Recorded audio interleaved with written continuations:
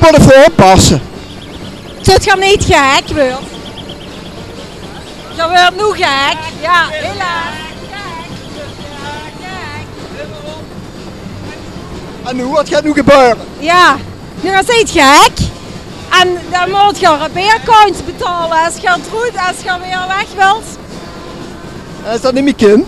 4 beercoins.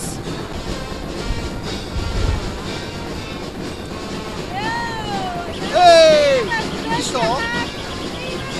Schnie? Schniemeel. Echt een schniemeel? Ja. En hoe? Ja, ik ben nog steeds gek. Je kan een beercoin betalen, dan krijg je een antivirus, zo zien we dan al wel weer. Ja. En dan kent je gewoon de hekken weg, maar anders gaan ze niet weg, dan staat je de ganse avond vast. Als dinsdagavond om 12. Ja, precies. Ja, juist, zo gaat het. Dan mag je nog even naar Mooswief gaan en dan wordt het dan. Het is wat ze zelf wil, hè.